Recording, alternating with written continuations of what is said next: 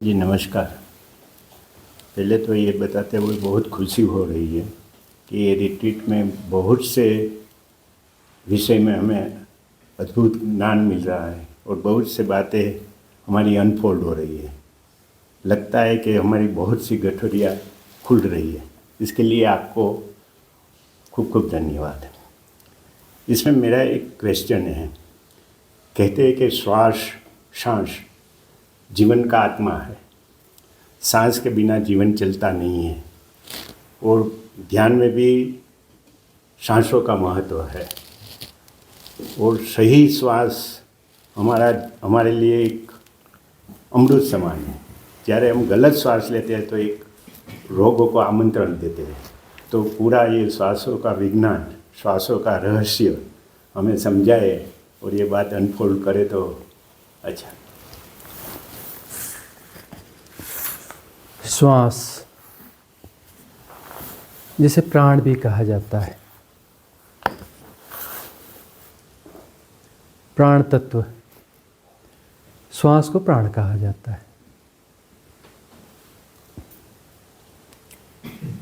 श्वास जो है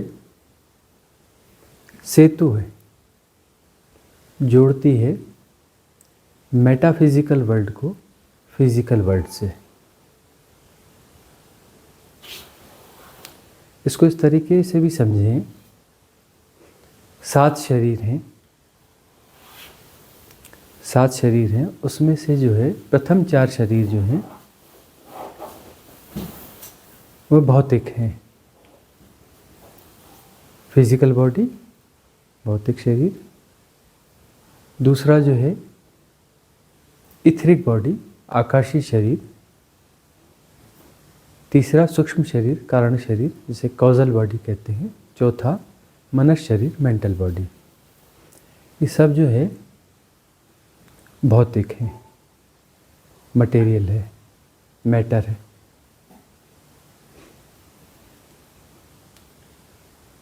विचार भी जो है मैटर है। इसके बाद जो है मेटाफिजिकल वर्ल्ड स्टार्ट होता है। तो अगले 3 शरीर जो है हमारे, आत्मिक शरीर, स्पिरिचुअल बॉडी, आत्मकाया। छठवां शरीर है ब्रह्मकाया, कॉस्मिक बॉडी। उसके बाद है शिवकाया, जिसे बॉडीलेस बॉडी या निर्वाण काया भी कहते हैं। हमने उसे शिवकाया नाम दिया है। तो वह 3 शरीर एक अलग आयाम है, मेटाफिजिकल वर्ल्ड है, इधर फिजिकल वर्ल्ड है। इन दोनों के बीच में सेतु है श्वास। श्वास के साथ में सब अंतर संबंधित है। वह अनंत, असीम, प्रसारित होता है।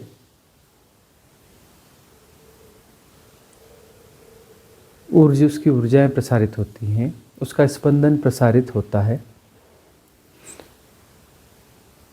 वह स्पंदन जो है आकार लेता है यहाँ पर आकर, चौथे शरीर। इसलिए आपको ये जानकर आश्चर्य होगा, कुंडलिनी जागरण का जो अनुभव है, कुंडलिनी का जो अनुभव है, वो चौथे शरीर का अनुभव है। अनाहत नाद का जो अनुभव है वह भी चौथे शरीर का अनुभव है। अनाहत नाद का अनुभव भी चौथे शरीर का अनुभव है।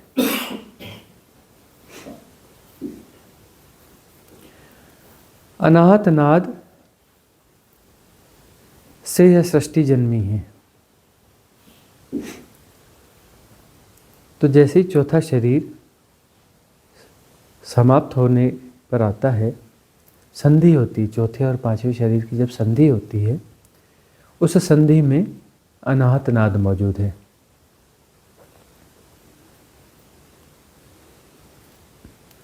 और इन दोनों के बीच का सेतु वह प्राण है। वहाँ तक सब रिदम में है। शिवकाया, ब्रह्मकाया, आत्मकाया। यहाँ तक सब कुछ रिदम में है, समस्वरता में है, संगीत में है। समस्वरता बिगड़ती है मनुष्य शरीर से। मन के साथ में द्वंद्व पैदा होता है। मन के ऊपर द्वंद्व है ही नहीं। समस्वरता है मतलब वहाँ द्वंद्व नहीं है। सहजता का अर्थ क्या होता है? द्वंद्व नहीं है।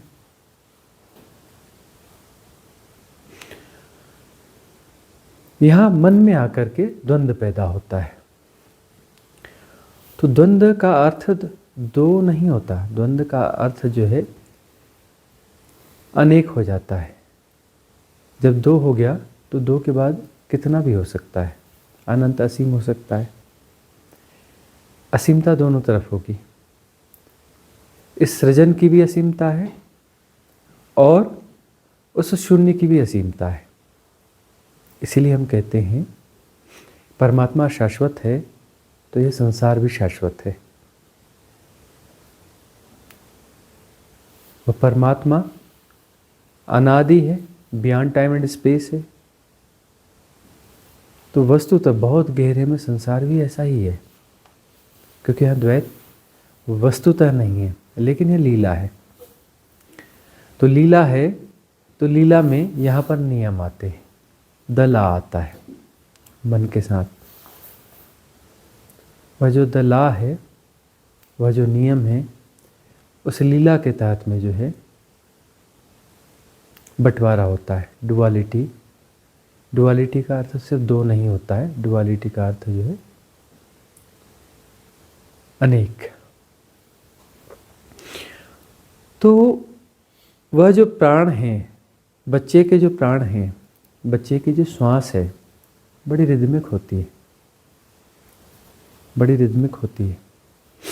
लेकिन जैसे जैसे बच्चा बड़ा होता है, समाज के शिक्षण से प्रभावित होता है। शिक्षण का क्या अर्थ होता है? Influence stream. शिक्षण का क्या अर्थ होता है? Influence stream. माँ बाप शिक्षण देते हैं, इन्फ्लुएंस कर रहे हैं बच्चे को। बेटा यह करना, यह नहीं करना, तुम्हें बड़ा होकर के डॉक्टर बनना है, इंजीनियर बनना है, यह बनना है, ऐसा करना है। Influence streams. और ये इन्फ्लुएंस स्ट्रीम्स जो है, यह अस्वाभाविकता पैदा करती हैं। छोटा सा बच्चा है, उसको किसी बात पर डांट डपट और डरा दिया जाता है, वह इन्फ्लुएंस हो गया। उसे पता चलता है कि ऐसा करने पर ऐसा होता है, डांट डपट होगी, मार पड़ेगी। ऐसा करने पर लाड़ प्यार होता है, ऐसा करने पर लाड़ प्यार होता है। तो फिर जो है उसे वह चीज़ें समझ में आती है और वह द्वंद्व का प्रयोग सीखता है कि कैसी एक्टिंग करनी है कि लाड़ प्यार मिलेगा और कैसा नहीं करना है, जिसके कारण समस्या पैदा होती है। और वहाँ पर जो है प्राण, श्वास, उसकी रिदम जो है बदलना शुरू हो जाती है। असहजता शुरू होती है। तो फिर असहजता में अलग अलग किस्म के भावावेग होते हैं, और जिस भी किस्म के भावावेग होते हैं उतने प्रकार के प्राण होते हैं, उतने प्रकार की श्वास की रिदम होती है। श्वास के चलने के ढंग बहुतेरे हो जाते हैं। जब आप डरे हुए हैं तो आपके श्वास लेने का ढंग अलग है। भय के समय, लोभ के समय आपकी ब्रीथ का पैटर्न जो है चेंज हो जाता है। जब प्रेम में होते हैं तो आपके ब्रीथ का पैटर्न फिर बदल जाता है, उसकी रिदम फिर चेंज हो जाती है। क्रोध में आप जल्दी जल्दी सांस लेते हैं। जब आप सहज होते हैं, जब आप सहज होते हैं तो सहजता में ब्रीथ बड़ी समस्वर होती है। सहजता में ब्रीथ बहुत ज़्यादा समस्वर होती है। तो मन जो है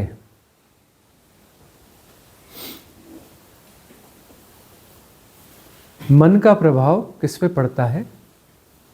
प्राण पर। गतिविधि मन में हुई, उसका प्रभाव पड़ता है प्राण पर।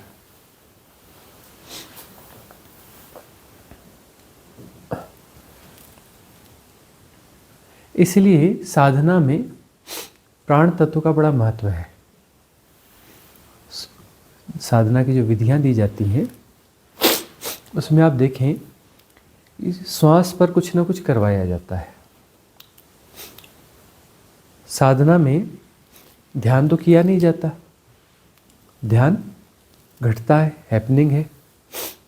लेकिन भारत में और संसार में बड़ी भ्रांति फैली हुई है, ध्यान करना है, हम ध्यान करते हैं, ध्यान लगाना है, जैसे कोई कृत्य है। ध्यान कोई कृत्य नहीं है, कोई क्रिया नहीं है, ध्यान घटता है।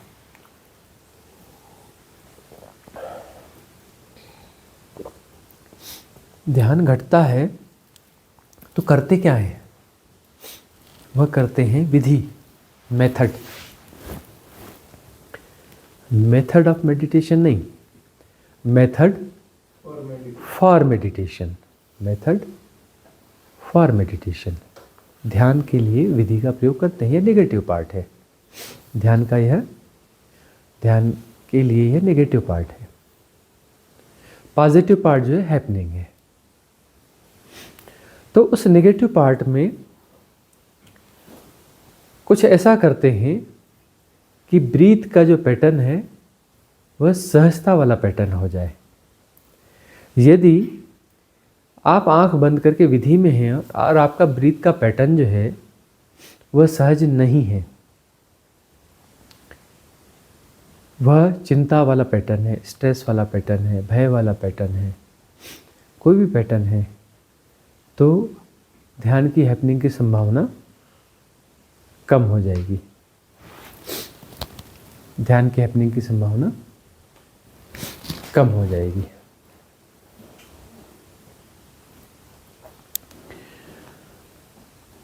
तो अब जैसे भस्त्रिका हम करवाते हैं, ध्यान की विधियों में कहते हैं कि भस्त्रिका करो।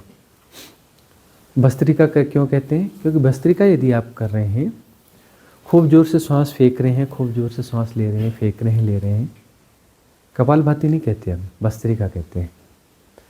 तो भस्त्रिका यदि ढंग से की जाती है 2-3 मिनट की, तो जो भी मेंटल पैटर्न्स आपको हैक किए हुए हैं वो डिस्ट्रॉय हो जाते हैं। और उसके बाद में जब मेंटल पैटर्न्स वहाँ पे एग्जिस्ट नहीं कर रहा है तो आप सहज हो जाते हैं। असहजता के लिए क्या जरूरी है? असहजता के लिए जरूरी है कि आपके मन में जो है कुछ भावावेग पैदा हो, कुछ विकार पैदा हो। तो विकार जो है सबकॉन्शियस माइंड का पैटर्न कोई एक्टिवेट होगा, वह एक्टिवेट होगा तो आपको हैक कर जाएगा। आपको का क्या मतलब है? आपके कॉन्शियस माइंड को। सबकॉन्शियस माइंड 90% है, किसी का 92 है, किसी का 88 है। साधक है तो उसका 80 है, 75 है, 55 है, 60 है, 65 है, जैसा भी है। तो जो है सबकॉन्शियस माइंड का जो पैटर्न है, अवचेतन मन का जो पैटर्न है, वो आपके कॉन्शियस माइंड को हैक कर लेता है, हैक करके ऑपरेट करने लगता है। ऑपरेट करने लगता है तो फिर वहां पर जो है सबकॉन्शियस माइंड ज़्यादा हो जाता है। 80 है तो 90 हो जाएगा, 92 हो जाएगा, 95 हो जाएगा। सबकॉन्शियस माइंड बड़ा हो जाएगा, कॉन्शियस माइंड छोटा हो जाएगा। यह विधि हमने करी, भस्त्रिका करने का, भस्त्रिका करो, यह करो, और जो भी हम स्टेप्स बताते हैं, या ऐसे बहुत सारे और भी हुए हैं, गुरु सदगुरु शिव हैं, गोरख हैं, ओशो हैं, इन्होंने जो विधियां बताई हैं तो उन विधियों में, और हम जो विधियाँ बता रहे हैं, इन विधियों में जो स्टेप्स होती हैं वह स्टेप्स यह काम करती हैं, उसका विज्ञान यह है कि वह जो है आपके सबकॉन्शियस माइंड को लेस कर देती हैं, छोटा कर देती हैं, कॉन्शियस माइंड को बढ़ा देती हैं। और उसके बाद में लेट गो, सब छोड़ दिया, सब छोड़ देना होता है, कुछ नहीं करना है, कोई एकाग्रता नहीं, कोई कंसंट्रेशन नहीं। लेकिन भारत के कारण सारी दुनिया में, क्योंकि ध्यान तो भारत से ही गया है, यह गड़बड़ी हो गई है कि कंसंट्रेशन को ध्यान समझ लिया गया, एकाग्रता को ध्यान समझ लिया गया, जबकि एकाग्रता ध्यान नहीं है ना। एकाग्रता ध्यान में बाधा है। यदि ध्यान राम है तो एकाग्रता रावण है, ये हम इसलिए बार बार कहते हैं, ताकि जो है आपके सबकॉन्शियस माइंड में हम एक एंटीवायरस पैटर्न डाल दें। हमें बहुत सारी चीज़ों को दोहरा कर हम भी आपके सबकॉन्शियस माइंड में कोई पैटर्न बिल्ड कर रहे हैं। यह पैटर्न ऐसा है जो एंटीवायरस की तरह काम करेगा और आपके पुराने जो लाखों, हजारों, लाखों, करोड़ों जो पैटर्न है उनको डिस्ट्रॉय कर देगा। ये 2, 4, 10 पैटर्न है, ये आपके सारे उनको डिस्ट्रॉय कर देंगे। उसके डिस्ट्रॉय करने के बाद में इसमें हमने वह चीज़ भी डाली हुई है, वह भी चीज़ हम इसमें इनबिल्ट कर देते हैं कि बाद में खुद ही डिस्ट्रॉय हो जाएंगे। तो जो है कंसंट्रेशन बिल्कुल नहीं, एकाग्रता बिल्कुल नहीं, लेट गो कर देते हैं। तो लेट गो का मतलब होता है हमने सब छोड़ दिया, सब छोड़ दिया, कुछ नहीं कर रहे हैं, मतलब सहजता में आ गए। करने वाले सब बिगाड़ देते हैं, बिना किए सब ठीक हो जाता है। तो ठीक हो जाता है का मतलब सहज हो जाता है। सहज हो जाता है तो ब्रीथ भी नॉर्मल हो जाती है, और सहजता में आप हियर एंड नाउ हो जाते हैं, अभी और यहीं हो जाते हैं। अभी और यहीं हो जाते हैं तो ध्यान घट गया, हैपनिंग हो गई ध्यान की, ध्यान घट गया, वहाँ पर आपकी ब्रीथ जो है सहज हो जाती है। बहुत सारे लोग कहते हैं कि हमने आपकी वो ध्यान की विधि करी, हमारी तो श्वास ही बंद हो गई। श्वास बंद हो गई तो बाद में हम घबरा गए तो कुछ देर के बाद हमने आंखें खोल ली। ध्यान की गहराइयों में सहजता, समस्वरता इतनी बैलेंस हो जाती है, इतना बेहतर हो जाता है, इतनी परफेक्ट हो जाती है। उस समस्वरता में, उस राइट अलाइनमेंट में ब्रीथ की ज़रूरत बहुत कम पड़ती है। ऐसा नहीं कि ब्रीथ बंद हो गई, मिनिमाइज हो गई। बहुत लोगों को ये भ्रांति है ना कि समाधि घट गई तो ब्रीथ बंद हो जाती है। बंद नहीं होती है, कम हो जाती है। जितनी गहरी समाधि उतनी कम। गौड़पाद, महर्षि गौड़पाद गुफा में थे, 1000 साल तक बैठे रहे समाधि में। क्या उनकी ब्रीथ बंद हो गई थी? ब्रीथ चालू थी, मिनिमाइज हो गई थी। तो बहुत कम ब्रीथ के साथ में शरीर का क्षरण भी जो है कम हो जाता है, शरीर का क्षरण भी कम हो जाता है, शरीर की आवश्यकता भी खत्म, ऊर्जा का व्यय जो है वह भी खत्म हो जाता है उसके साथ में। इसलिए वो 1000 साल तक बैठे रहे।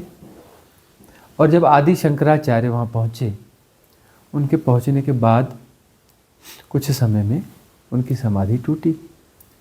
फिर वह अपनी जो है नॉर्मल रूटीन में धीरे धीरे आ गए, और बाद में उन्हें ठीक से दीक्षित किया, और जो कुछ उन्हें देशना देनी थी वह दी उन्होंने। तो प्राण श्वास जो है, इसके बहुत सारे पहलू हैं। ध्यान साधना के अलावा भी शारीरिक स्वास्थ्य में भी इसके पहलू हैं। श्वास यदि रिदमिक ना हो तो शरीरगत बीमारियां भी हो जाती हैं। यदि आप समस्वरता में हैं, यदि आप प्रकृति हैं, प्रकृति का हिस्सा मतलब प्रकृति हैं, समस्वरता में हैं, तो आपको बीमारियां नहीं होंगी। शारीरिक बीमारियां नहीं होंगी। यदि आपके ब्रीथ के पैटर्न जो है कुछ अलग हैं, उस सहज प्रवाह के विरुद्ध यदि आप तैर रहे हैं, सब हो रहा है लेकिन आप कहते हैं नहीं ऐसा नहीं, ऐसा होना चाहिए, उसके खिलाफ हैं, सब हो रहा है में आप छेड़छाड़ करते हैं,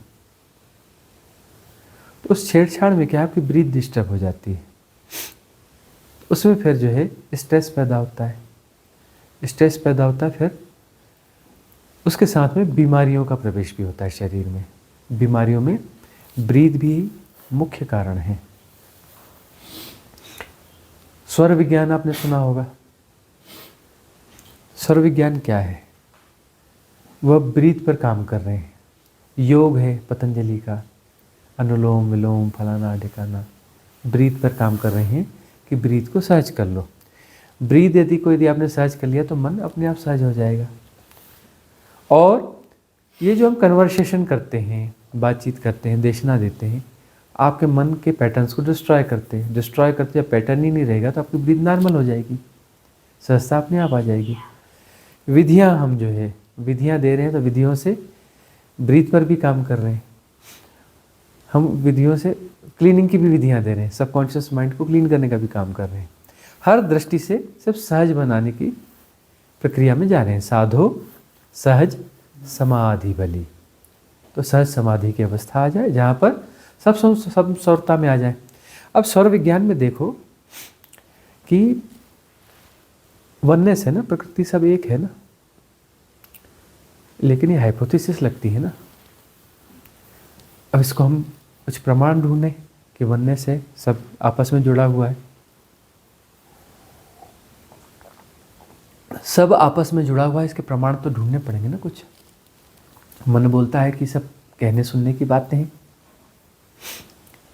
वननेस वननेस वननेस, काहेगा वननेस है, मन तो कहता है ना। सुबह आप उठें सूर्योदय के समय में, और दो स्वर होते हैं, है ना, सूर्य और चंद्र, सूर्य नाड़ी चंद्र नाड़ी, सूर्य स्वर चंद्र स्वर, दो स्वर होते हैं। एक घड़ी में, एक समय में एक स्वर ज़्यादा चलता है, और जो है फिर दूसरा स्वर ज़्यादा चलता है। कभी सूर्य स्वर चल रहा होता है, कभी चंद्र स्वर चल रहा होता है। तो जब सूर्योदय होता है तब आप प्रयोग करें। आपका जो स्वर चल रहा है, आपके परिवार में दूसरे व्यक्ति का भी स्वर चल रहा होगा, तीसरे का चल रहा होगा, फ़ोन है सबके पास में, ग्रुप बना लें और सब अपना जो है सूर्योदय के समय में प्रयोग करें। खड़े अपना वो कर लें, मैसेज डाल दें उस समय में कि मेरा यह स्वर चल रहा है। सभी लोगों का वही स्वर चलता है लगभग, पूरे फैमिली नहीं। भारत में आप अलग अलग देश में, भारत में कहीं पर भी आप अलग अलग शहरों में इधर उधर सूर्योदय के समय, जहाँ सूर्योदय एक साथ जहाँ पे हो रहा है, अब उधर तो सूर्योदय का समय अलग है। तो भारत में आप इधर उधर सब जगह पता करें, कोई ग्रुप बना लें 100 200 500 लोगों का, सबका एक ही स्वर चलता है। नहीं नहीं नहीं नहीं, कभी यह चलेगा कभी वह चलेगा, लेकिन जो भी चलेगा सबका एक साथ चलेगा, एक साथ चलेगा। किसी व्यक्ति का यदि वह स्वर नहीं चल रहा है, उसका उल्टा चल रहा है, उसके साथ कनेक्ट हो जाएं, उससे बार बार हर दिन पूछें कौन सा तुम्हारा अभी भी उल्टा चल रहा है, तीसरे दिन भी उल्टा चल रहा है, और उससे पूछिए कि कौन सी बीमारी है तुमको, स्वास्थ्य कैसा है, बोलेगा मैं बीमार हूँ। यदि वो बीमार है तो उसका स्वर गलत चलेगा। और उसका स्वर यदि दूसरों से उलट चल रहा है लंबे समय तक, तो मान के चलिए कि गंभीर बीमारी आने वाली है। महीना 2 महीना हो गया तो उससे अपनी वसीयत वगैरह लिख देनी चाहिए। लंबे समय तक वो उसके खिलाफ चल रहा है तो उसे अपनी वसीयत लिख देना चाहिए, अपने बाकी काम कर लेने चाहिए संसार के हिसाब से और साधना के हिसाब से। उसे जो है साधना में पूरी तरह से डूब जाना चाहिए, सारी दुनिया छोड़ देनी चाहिए। पूरी तरह से साधना में उतर जाना चाहिए, क्योंकि उसका जाने का समय आ गया। या तो उसे गंभीर बीमारी होगी, मुश्किल से बचेगा, या फिर निकल जाएगा। तो स्वर विज्ञान इस तरीके से काम करता है। अब स्वर विज्ञान में बहुत सारी चीज़ें हैं। भोजन आप कर रहे हैं तो जब सूर्य स्वर चल रहा हो, दाहिना स्वर आपका राइट वाला नोस्ट्रल जो है उसमें से ज़्यादा ब्रीथ आ रही हो और लेफ्ट से कम आ रही हो, मतलब आपका राइट नोस्ट्रल जो है और स्वर जो है सूर्य स्वर वो एक्टिव है, उस समय आप भोजन करें। उस समय भोजन करेंगे तो भोजन जल्दी पचेगा और भोजन में स्वाद आएगा। हम कहते हैं ना परमात्मा बड़ा स्वादिष्ट है। तो स्वादिष्ट है का क्या मतलब है? सूर्य स्वर चल रहा है तब स्वादिष्ट होगा। चंद्र स्वर चल रहा है तो परमात्मा का टेस्ट गायब हो जाएगा। आप चबाओगे भी तो बस चबा रहे हो परमात्मा को, स्वाद नहीं ले पाओगे परमात्मा का,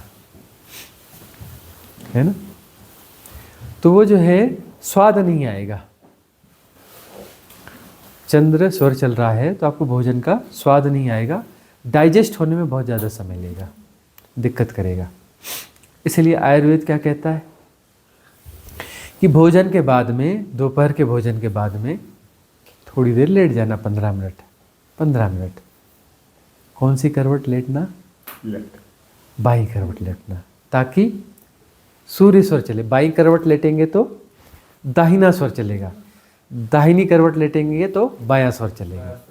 आपका कोई भी स्वर चल रहा हो, यदि बाई करवट यदि आप लेट जाते हैं तो दाहिना स्वर चलना शुरू हो जाएगा। तो 15-20 मिनट यदि आप लेटते हैं उसके बाद में, तो उसमें क्या है, डाइजेशन आपका ठीक हो जाएगा, वो भोजन जो है डाइजेस्ट होने में।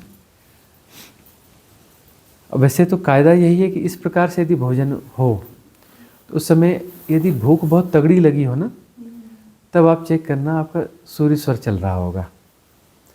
इसलिए कहते हैं कि ज़्यादा गुणा भाग न लगाना हो तो भोजन तब करना जब भूख लगी हो तगड़ी, समय को मत देखना, है ना, और बार बार मत खाना। अब ये जो है कुछ वैश्विक संगठन है जो भी है, क्या भी है, वो उल्टी सीधी बातें प्रसारित हो रही है, थोड़ा थोड़ा खाओ, बार बार खाओ, जाने क्या क्या कुछ चल रहा है। अब वो जो है भोजन को, शरीर एक भोजन को डाइजेस्ट नहीं कर पाया, अब थोड़ा डालो या ज़्यादा डालो, मशीन को तो पूरा काम करना पड़ता है, उतने घंटे लगते ही हैं, 3-4-5 घंटे लगते हैं। अब जो है वो पहला वाला ही नहीं पचा, फिर दूसरा फिर डाल दिया, शरीर कंफ्यूज, एंजाइम वहाँ इन्वॉल्व है, नया एंजाइम कहाँ से छोड़ें, विष हो जाता है। एक भोजन नहीं पचा और दूसरा भोजन डाल दिया तो विष हो जाता है। दूसरा भोजन डाल दिया, दूसरा भोजन नहीं बचा तो तीसरा भोजन डाल दिया, तीसरा नहीं बचा तो चौथा। बोले 5 बार खाओ, 6 बार खाओ, थोड़ा थोड़ा खाओ, क्या पागलपन है ये? अरे जब खूब तगड़ी भूख लगी हो तब खाओ, अच्छे से खा लो। कुछ दिन में बायोलॉजिकल क्लॉक सेट हो जाएगी कि 24 घंटे में ज़्यादा से ज़्यादा 2 बार खाओगे, ज़्यादा से ज़्यादा। और 2 बार खाने का क्या अर्थ है?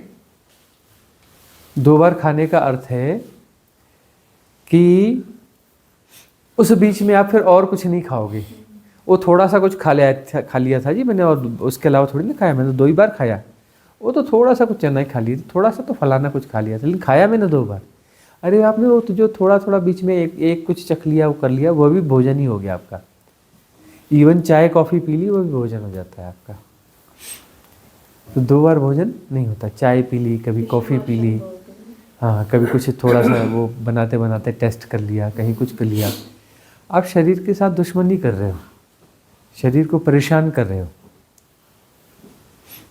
भूख को तपने देना चाहिए, तब पता चलेगा कि अन्न ब्रह्म है। तब आप कहोगे परमात्मा बड़ा स्वादिष्ट है, चबा चबा के खाओ और स्वादिष्ट लगता है परमात्मा। तो भूख चाहिए। और सूर्य नाड़ी उस समय चल रही होती है, तो सूर्य नाड़ी को देखकर भोजन करें तो बड़ा अच्छा हो जाएगा। व्यवहारिक तल पे आज के समय में बड़ा मुश्किल हो गया है, वहाँ तो 1-1 मिनट का हिसाब होता है, फिर मौका मिलेगा नहीं खाने का, कैसा करें क्या करें, बहुत सारी व्यवहारिक परेशानियाँ हैं। लेकिन धीरे धीरे धीरे यदि वहाँ तक पहुँचे तो बहुत सारी समस्याएं हमारी समाप्त हो जाएंगी। अब हमने एक विधि दी है श्वास की, चलते फिरते कभी भी उसका प्रयोग कर सकते हैं। तो यह विधि जो है हमारा कहना है कि इस संसार की महानतम साधना की विधि है। महानतम, अब तक की जो भी विधियां हैं उसमें यह महानतम विधि है और बड़ी सरल है, बहुत सरल है।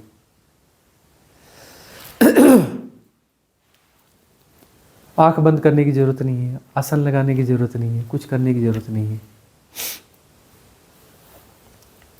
भगवान शिव का प्रसाद भी इसमें शामिल है। उनसे हमने उनका एसेंस ले लिया है, अचानक वाला, है ना, कि एक्सहेल करना है अचानक, विदाउट एनी प्रिपरेशन, बगैर किसी तैयारी के। ख्याल आया और एक्सहेल करना है, आप जहाँ खड़े हैं वहीं पर, वहीं से। और यह भगवान शिव जो उन्होंने तंत्र की साधना दी है, तो तंत्र का उनका अर्थ होता है कि आप जहाँ पर खड़े हैं वहीं से आपकी साधना होती है। कोई हाइपोथेटिकल साधना नहीं हो सकती। आप किसी पहाड़ से यात्रा शुरू नहीं कर सकते। आप यहाँ से हैं, यहाँ से चलेंगे, पहले पहाड़ पहुँचेंगे तब वहाँ से आगे की यात्रा होगी। आप खाई में खड़े हैं तो आपकी यात्रा वहीं से शुरू होगी। तो अचानक एक्सहेल करना है विदाउट एनी प्रिपरेशन। तो श्वास जहाँ पर है वहीं से आप फेंकेंगे। तो पहली ब्रीथ जो फेंकी जाएगी, जो एक्सहेल होगा, वह एफर्ट के साथ हो रहा है, अचानक हो रहा है, विदाउट प्रिपरेशन हो रहा है। मतलब मन को कोई मौका नहीं मिल रहा है। प्रिपरेशन का सारा मौका मन का मौका है। प्रिपरेशन मन करता है, मतलब आपने मन को बीच में घुसा लिया।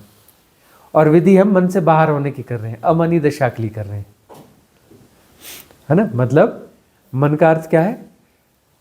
सब कॉन्शियस माइंड के पैटर्न आपको हैक किए हुए हैं। आप स्ट्रेस में हैं, आप एंगर में हैं, किसी प्रॉब्लम में हैं, कुछ गड़बड़ चल रहा है, मन में अस्थिरता है, अचानक एक्सहेल कर दें।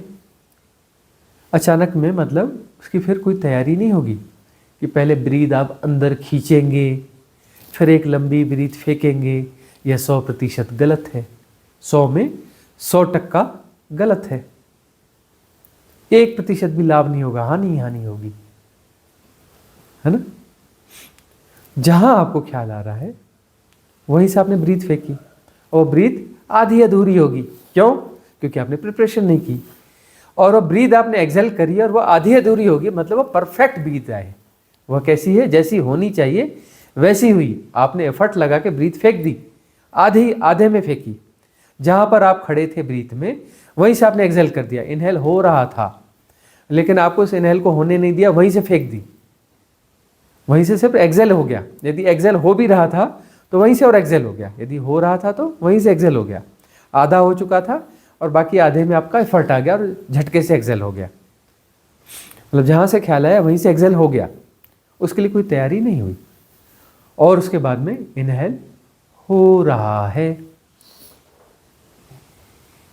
ना, रिदम में हो रहा है, आराम से हो रहा है, उसमें एफर्ट नहीं है, उसमें आप नहीं हैं, उसमें आपका रोल नहीं है। कृपया कर बीच में टांग न फंसाइए। इनहेल को होने दीजिए।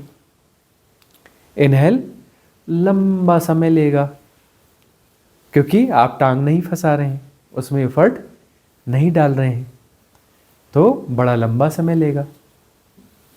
और एक्सहेल जो है फिर जब होगा तो उसमें आपको बीच में आना है और एक्सहेल में एफर्ट होगा। एक्सहेल अच्छे तरीके से करना है और फिर अपने आप को छोड़ देना है। सब हो रहा है, परफेक्ट हो रहा है, श्वास लेना भी हो रहा है, आपको टांग बीच में नहीं फंसानी है। 2 4 5 बार कर ले और अपने काम में लग जाए। ऑफिस में, घर में स्ट्रेस है, ये है, सारा स्ट्रेस गायब, मन की हैकिंग गायब, प्राण से हुआ ना। इस प्राण के साथ में हमने विधि जोड़ दी, हो गई बात। सारे जो पैटर्न हमें हैक किए हुए थे, स्ट्रेस बन रहे, स्ट्रेस वाले पैटर्न, ये दुख वाले पैटर्न, परेशानी वाले पैटर्न, जो भी पैटर्न थे डिसॉल्व हो गए, सहज हो गए, सरल हो गए, सहजता आ गई, सरलता आ गई। तो ये महानतम विधि है। और ये महानतम विधि क्यों हुई? क्योंकि इस प्राण के विज्ञान को हमने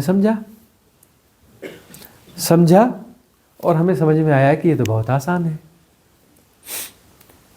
stress release management programme, fees 1,25,000 रुपये, सेशन 7 डेज है। और वहाँ से पहुँचने के बाद हफ्ते भर बाद वापस से स्ट्रेस शुरू हो गया है।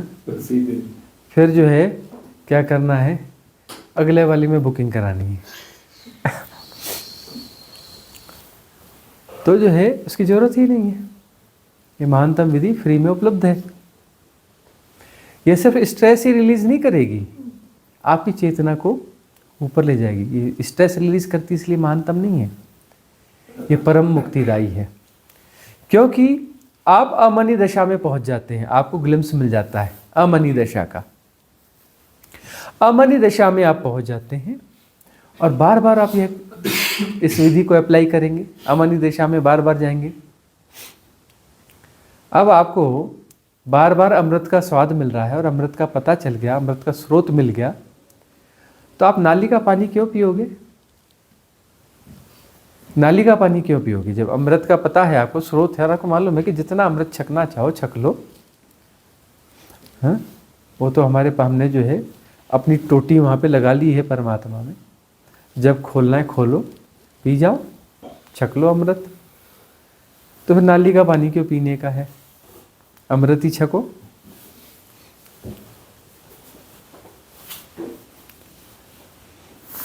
तो प्राण का जो विज्ञान है, ये बहुत बड़ा विज्ञान है।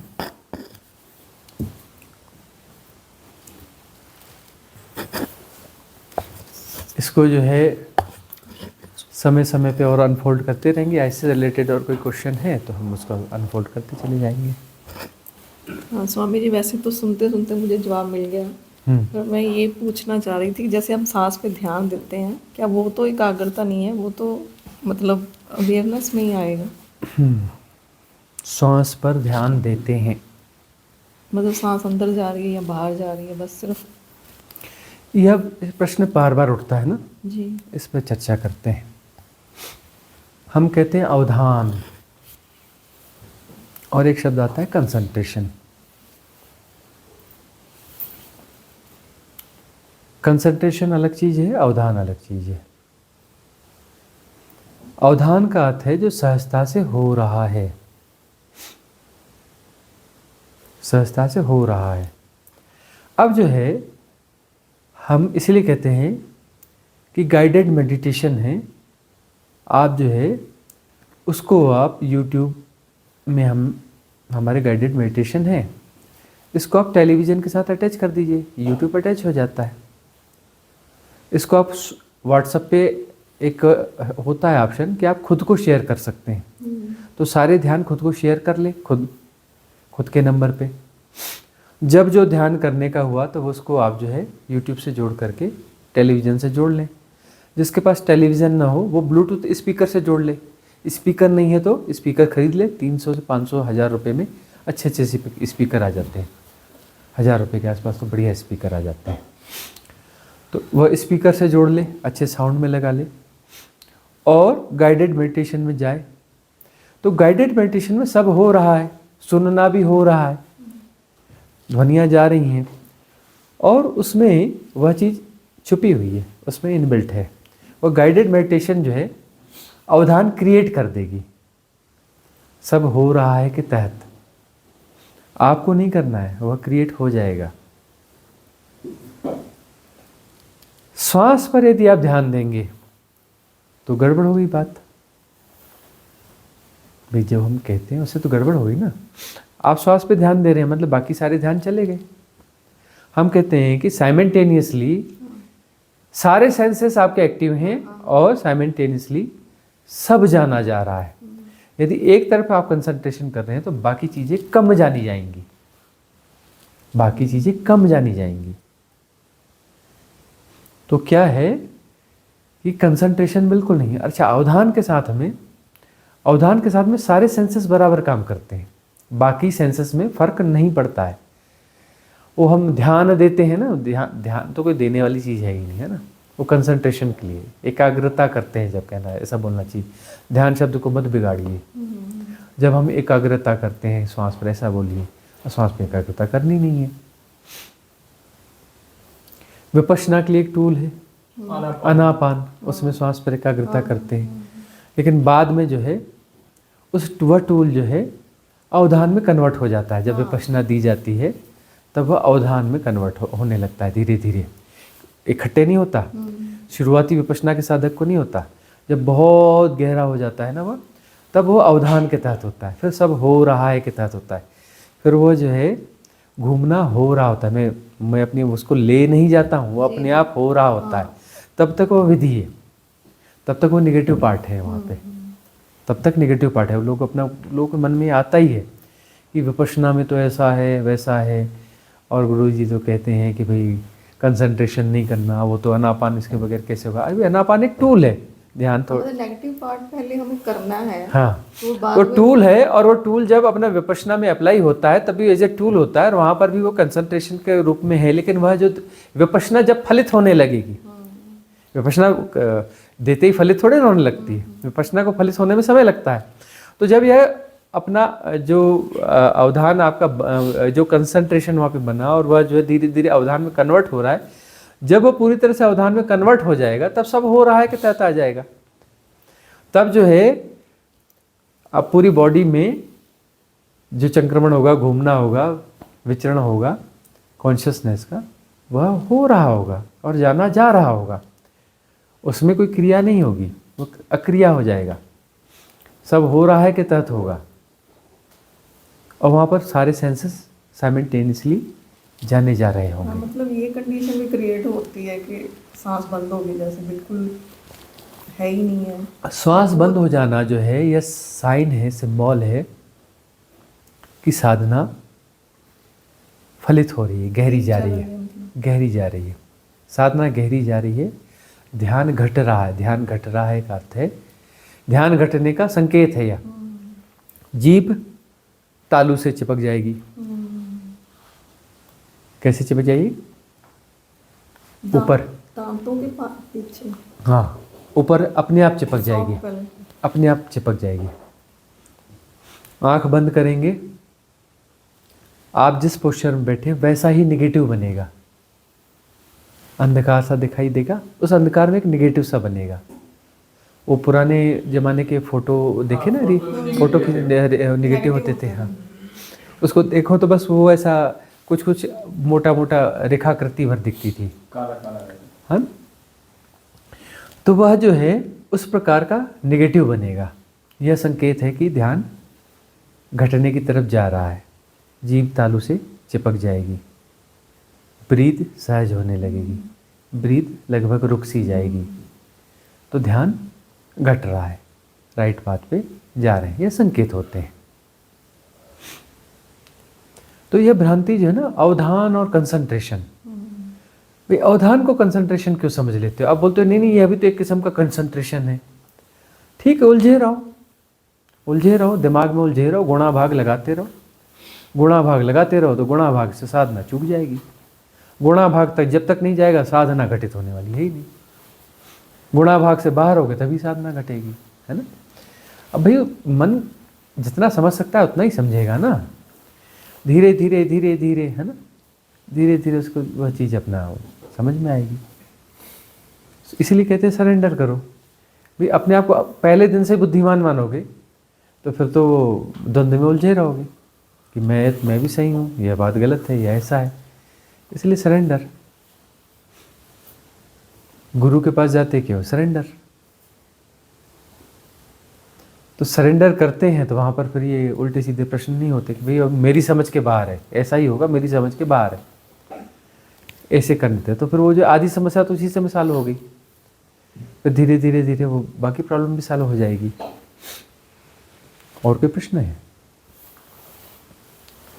हाँ, कृष्ण चैतन्य जी का प्रश्न है। हाँ गुरुजी, जैसे आपने बोला कि ऑब्जर्व करो कि चंद्र नाड़ी से आ रही है कि सूर्य नाड़ी से आ रही है, ये कैसे ऑब्जर्व कर सकते हैं? क्योंकि जब हम फोकस मतलब जब ऑब्जर्व कर रहे हैं तो पता नहीं लग रहा है। तो और शुरुआत में करना होता है, ये 2 उंगलियां ली, सब लोग करें।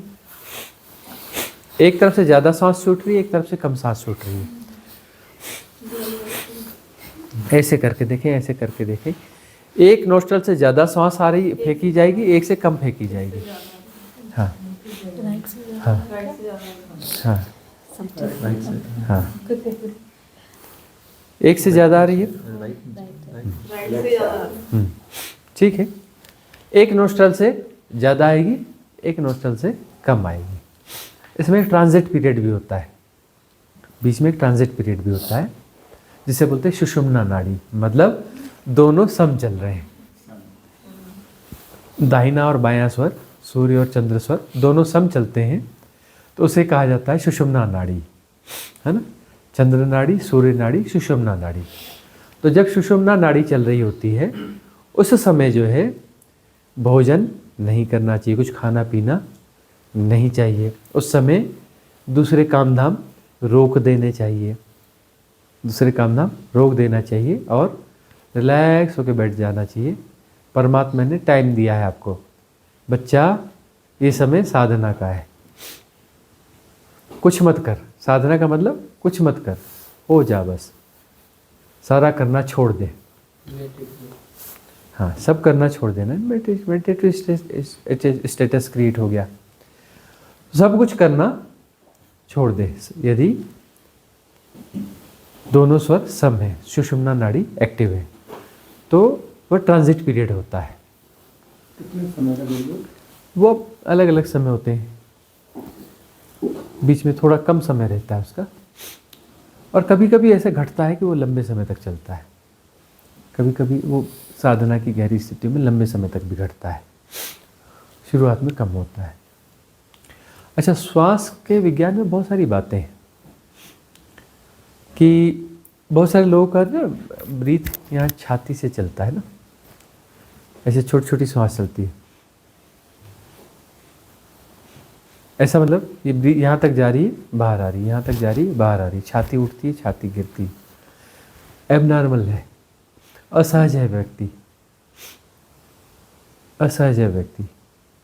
अच्छा, ये समस्याएं अब सब में पाई जाती है। पहले महिलाओं में ज़्यादा पाई जाती थी, पुरुषों में थोड़ी कम पाई जाती थी। अब जो है सब में, अभी जो इन्फ्लुएंस स्ट्रीम मेजर वाली आई ना, सब कोई डरा है, हर कोई डरा है। तो डरा है तो स्ट्रेस में डरा है, तो ब्रीथ जो है यहीं से जाके यहीं से लौट जाती है। मतलब हैक्ड हो, सबकॉन्शियस माइंड ने हैक किया हुआ है। तो जो है साधना गहरी जा रही है, तो उसका क्या प्रमाण होगा कि ब्रीथ जो है नाभि तक आएगी। धीमी सहज श्वास आएगी, लेकिन गहरी श्वास होगी, नाभि तक जाएगी, पेट उठेगा, पेट गिरेगा, और फिर पूरी श्वास बाहर जाएगी। मतलब पेट उठेगा, पेट गिरेगा, श्वास का इनहेल और एक्सहेल के इफेक्ट में पेट उठेगा और पेट गिरेगा। बच्चों का होता है ऐसा ना, बच्चे पूरी गहरी सांस लेते हैं। जो जितना स्ट्रेस में, जो रिलैक्स बंदा है वो पेट से सांस लेता है, अनरिलैक्स बंदा है वो इधर से सांस लेता है। इधर से सांस ले रहा है मतलब मामला गड़बड़ है, मामला गड़बड़ है। तो गड़बड़ मामले में फिजिकल प्रॉब्लम भी होगी, mental problem, physical problem, psychosomatic है।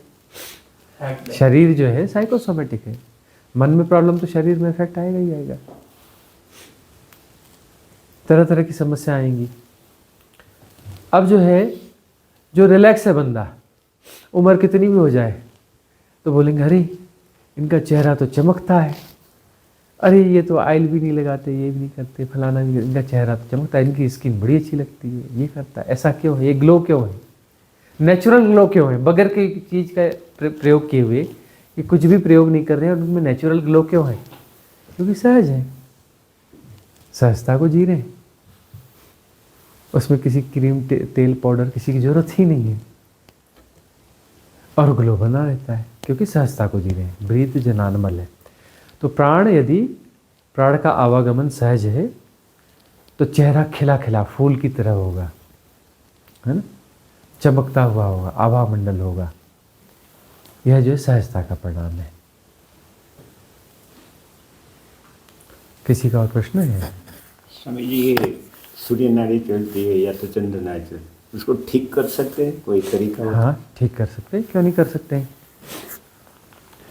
अब ये है कि किसी का यदि बहुत ज़्यादा गड़बड़ होता है कि वह देखे कि मेरा अन्य लोगों से अपोजिट अपोजिट अपोजिट चल रहा है, तो वो जो है ना पग का कपड़ा होता है ना, पगड़ी का, अच्छी क्वालिटी का वाइट कलर का कॉटन, थिन कॉटन होता है, मस्त A1 क्वालिटी का कॉटन होता है, वो वाला कपड़ा लेना चाहिए, पगड़ी वाला, और उसके छोटे छोटे टुकड़े बनाते हैं, काटते हैं, और अच्छी क्वालिटी का कॉटन, रेकरान नहीं बोल रहे हैं, ओरिजिनल कॉटन है ना, वह कॉटन उसके बीच में रखा जाता है, और बढ़िया अच्छे किस्म का धागा, और उसकी जो है पोटली सी जाती है, बड़ी बारीक बारीक, उससे बड़े प्यार से साफ़ सुथरा, पहले कपड़ा धो लो, सुखा लो, हाथ एकदम साफ़ हो, वह जगह नीट एंड क्लीन हो, कहीं से कोई गंध ना हो जरा भी, उसकी पोटली सी जाती है, छोट गोल गोल पोटली बनाई जाती है। किस साइज़ की? नोस्ट्रल के साइज़ की। तो गलत स्वर यदि चल रहा है तो जो गलत स्वर है उसको ब्लॉक कर दो, बहुत सारी पोटलियाँ बना के डब्बी रखे रहो, है ना, वो ज़्यादा ख़राब होगी निकालो फेंको, अगली पोटली लगा दो, जब तक ठीक ना हो। हाँ। अब जैसे जिनका डाइजेशन सिस्टम वगैरह बड़ा ख़राब है, ये है वो है, फलाना है ढिकाना, ऐसे कहते हैं ना, तो वो जो है भोजन के लिए जाना है, तो भोजन के लिए जाना है तो क्या करें कि जो है वो लेफ़्ट वाले को ब्लॉक कर दें थोड़ी देर के बाद में, फिर जब वो ठीक नॉर्मल सा हो जाए तो भोजन करें, भोजन के बाद उसे चलने दें, घंटा 1.5 घंटा रहने दें, लंबे समय तक भी रखें। और रात में जो है डाइजेशन जिनका खराब है उनको बाईं करवट सोना चाहिए, ताकि सूर्य स्वर चलता रहे तो डाइजेशन वगैरह अच्छा हो जाएगा। दूसरा, आहार कम खाना चाहिए, रात्रि आहार हल्का लो, या स्किप करो या हल्का लो, जैसा भी है, हल्का ले लो, धीरे धीरे फिर अपना वो स्किप भी होने लग जाएगा। वैसे तो त्रिफला भी है जिसके डाइजेशन में ज़्यादा, डाइजेशन की प्रॉब्लम बहुत ज़्यादा है ना सभी मनुष्य, क्योंकि स्ट्रेस ऐसा है, ऐसी असहजता, वो जो है सबको पकड़ता है, मतलब भय, स्ट्रेस जो है भय के कारण पैदा हो रहा है ना, भय का मतलब पकड़ो, छोड़ना नहीं है, पकड़ पकड़, अब पकड़ोगे तो सब पकड़ लोगे, आंत और ये वो सब मशीन सब पकड़ने लग जाएगी, तो वो जो खाया है उसको भी पकड़ के रखती है, उसको छोड़ने के लिए तैयार ही नहीं है। अरे सुबह हो गई भाई, छोड़ यार, साफ कर, वो साफ करने के लिए तैयार नहीं है। अब सबकॉन्शियस माइंड को पता ही नहीं है, उसको तो सब ये पता है कि पकड़ना है तो सब पकड़ना है, उसको नहीं, ये नहीं पता होता सबकॉन्शियस माइंड को कि इसको पकड़ना है, इसको नहीं पकड़ना है, इसका क्या लेना देना, वो धन को पकड़, उसको पकड़, इसको क्यों पकड़ रहा है भाई, पेट में जो है उसको तो जाने दे। तो सबकॉन्शियस माइंड को नहीं समझता, उसको पकड़ने का मतलब पकड़ना आता है बस, और छोड़ने का मतलब फिर छोड़ना आता है फिर उसको, इसीलिए कहते दान, देना सीखो, तो देते रहोगे तो बाकी चीज़ें भी सब ठीक हो जाती है। हाँ, इसलिए जो है ना दान का महत्व है, कि दान के देने से जो ना एक सहजता बनी रहती है, वो लोभ लालच मन में पकड़ से मन मजबूत होता है, दान से फैलता है, फैलता मतलब मुक्ति होती है। भाई आप किसी के साथ द्रवित हो रहे हैं, या किसी को आप कुछ वो कर रहे हैं और फैल रहे हैं ना, आप सोच रहे हैं कि प्रकृति के लिए कुछ करना है, उसके लिए कुछ करना है, और उसमें कुछ प्रैक्टिकल वे पे करते हैं कि एक समझदारी भी होती है ना, कि वो अपात्रों को नहीं देना है, कहीं भी नहीं दे देना है, वो सारी चीज़ें रहती हैं। खैर अब वो हमारा सब्जेक्ट है नहीं अभी। तो प्राण तत्व जो है, प्राण तत्व के बारे में सारी चर्चा चली है, और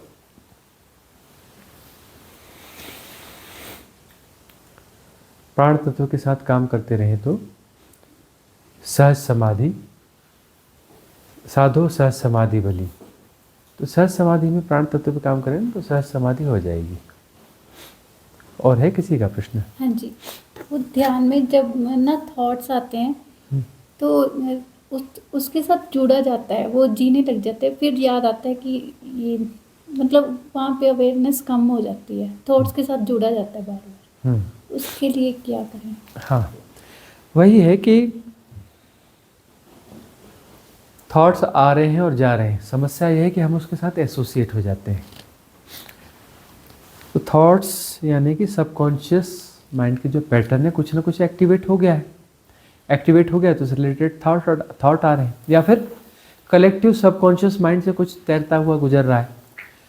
अब वो कहीं का ट्रैफिक है, भगवान जाने कहाँ से आ रहा है, भगवान जाने कहाँ जा रहा है, और हमें क्या लेना देना कहाँ से आ रहा है और कहाँ जा रहा है। उस ट्रैफिक के साथ ज़बरदस्ती एसोसिएट हो जाते हैं। अरे उसको भी आने दो, जाने दो, ट्रैफिक है जाने दो, उसको पकड़ते हैं ज़बरदस्ती। वही एसोसिएशन है। मतलब ऐसी खतरनाक आदत है कि कुछ भी हो तो हम सब पे रिएक्ट करते हैं। अब बैठे बैठे देखते हैं ना, अरे ये ऐसा कर रहा है, वो वैसा कर रहा है, फलाना ढिकाना, हर चीज़ पे रिएक्ट करते हैं, हर चीज़ पे हम रिएक्ट करते हैं। वो हमसे वो व्यवहारिक सत्य में जरूरी है या गैर जरूरी है? व्यवहारिक सत्य में जरूरी है तब रिएक्ट कर रहे हो तो बात समझ में आ गई, प्रति संवेदन के तहत हो गया। अब जिससे हमारा कोई मतलब ही नहीं है हम उस पर भी रिएक्ट करते हैं। हम कहीं घूमने गए हैं, टूरिस्ट हैं, ये हैं, तो अनजाने कुछ भी हो रहा है सब पे रिएक्ट कर रहे हैं भाई, हर चीज़ पे रिएक्ट कर रहे हैं। ये रिएक्ट करने की आदत ही बड़ी गड़बड़ है। रिएक्ट का मतलब है आप एसोसिएट हो गए ना, प्रतिक्रिया कर दी ना। साधु कौन? जो निर्णय नहीं देता। असाधु कौन? जो निर्णय दे देता है। साधु का मतलब उस पर निर्णय दिया, रिएक्ट किया का मतलब निर्णय दे दिया ना, ये सही है, ये गलत है, ये ऐसा कर रहा है या वैसा कर रहा है, निर्णय दे दिया। निर्णय दे दिया तो फिर सबकॉन्शियस माइंड में आके बताएगा ना भाई निर्णय कैसे होगा, सबकॉन्शियस माइंड एक्टिव होगा। हाँ ये नियम है, ये ऐसा होता है तो सही होता है, ऐसा होता है तो गलत होता है, देखो ऐसी ऐसी घटनाएं थी और ऐसा ऐसा हमने पढ़ा था, ऐसा ऐसा हमने सुना था, उस हिसाब से ये गलत है या उस हिसाब से ये सही है। सारा एक्टिव हो गया ना। आपके सबकॉन्शियस माइंड में बहुत कुछ जो है, सारी फाइलें खुलने चालू हो गई, दफ्तर खुल गए, सारी फाइलें खुलनी चालू हो गई, रिलेट हो गए। यहाँ से यह डाटा थीसिस लिखनी चालू हो गई आपकी, रिपोर्ट पेश करो भाई, शोध पत्र लाओ, ये सही है ये गलत है। हाँ, बड़ा महकमा लग गया। तो जो है जैसे ही हम रिएक्ट करते हैं तो समस्या पैदा हो जाती है।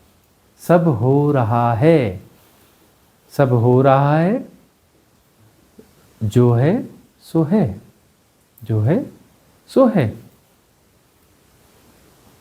और वैसा का जैसा का तैसा स्वीकार है, परम स्वीकार। जैसा होना चाहिए वैसा ही है और परम स्वीकार है हमें। यदि हम उसे बदलना चाहते हैं, यदि हम उसको रिएक्ट करते हैं तो वहाँ पूरी श्रृंखला स्टार्ट हो जाती है। तो अपनी दिनचर्या में जो छोटी छोटी चीज़ें हैं वहाँ प्रयोग चालू करो कि कहीं कुछ हो रहा है उस पर रिएक्ट करना बंद करो। रिएक्ट कर रहे हो तो फिर ठहर जाओ, अचानक क्या ज़रूरत है रिएक्ट करने की, रिएक्ट करना बंद करो। तो रिएक्ट करना बंद करते करते फिर जो है थॉट्स गुजरेंगे, तो थॉट्स भी एक ट्रैफिक हो जाएगा और हम उस पर रिएक्ट करना बंद कर देंगे। और तब जो है नींद में जब स्वप्न के विचार स्वप्न बनने लगेंगे तब भी रिएक्ट नहीं करेंगे, ऊर्जा मिलेगी नहीं तो स्वप्न खत्म हो जाएगा। नींद होगी, स्वप्न रहित नींद होगी और जानना हो रहा होगा, एफर्टलेस नोइंग हो रही होगी। एफर्टलेस नोइंग हो रही होगी मतलब नींद ध्यान में हो जाएगी, नींद ध्यान में हो जाएगी। ठीक है, और कोई है?